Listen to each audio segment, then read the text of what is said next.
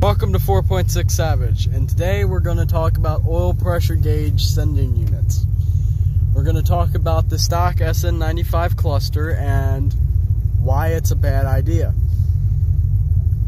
Ford designed the gauge as a switch and not a pressure gauge. It is basically a glorified idiot light. For those of you that don't know what an idiot light is, an idiot light is simply a light that comes on when damage is already done, basically. So what does this mean for the oil pressure gauge? It means that when it comes down to it, it's not really telling you the oil pressure. Sure, it says normal, but that's an on and off switch. It either reads normal or it reads low. It doesn't read high, it doesn't read things. So we're gonna do a little story time. So I was going to work this morning and got halfway to work, and suddenly the gauge starts jerking around. I'll include footage in it at the end of this video, so if you want to see what it looks like, make sure you watch the end of the video. But I was going to work and it starts freaking out, bouncing back and forth, not knowing what to do. So I'm thinking, oh no, I just lost my oil pump. So I get to work thinking, oh, I lost my oil pump. Sitting idling, it's fine, normal. I already know it to switch, so I'm like, well, it could either be the pump or it could be the sending unit.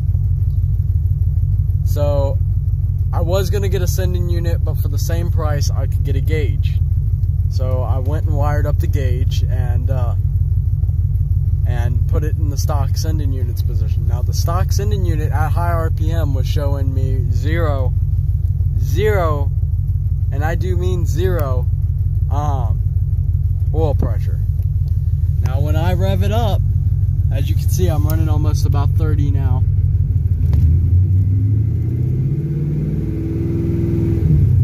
I think I got plenty of oil pressure. And that being said, I'd much rather have this gauge than not have anything at all.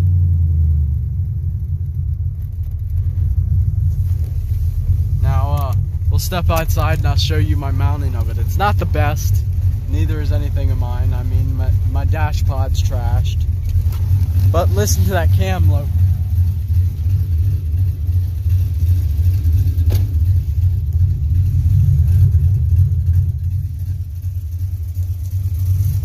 But as you can see, here's my wiring. It is outside the vehicle. Now it's dropping below 30. That's not good. It's probably because of the RPM though. But I taped everything to seal it. I mean, yeah, I know it looks terrible, but right now it'll work. Eventually, I'll when I remove the cowl and get another one, I'll run it underneath the cowl and then into the engine bay so you'll never see it. But as of right now, I couldn't do that. But as you can see, it's a real nice gauge. I paid $25 for it at O'Reilly's, and I wired it up. And now it's not set to work off the headlights. It's set to work when the key's on. So light comes on no matter what. As you can see, the air fuel ratio is working. It's very accurate.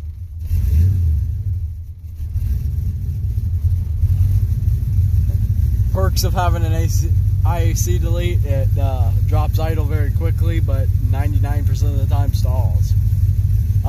Next thing going in will be a temp gauge, but that's for later. That's going to be all for this video. I'm going to include clips of what the gauge does, so remember, watch till the end. And also remember, give this video a like and subscribe to the channel.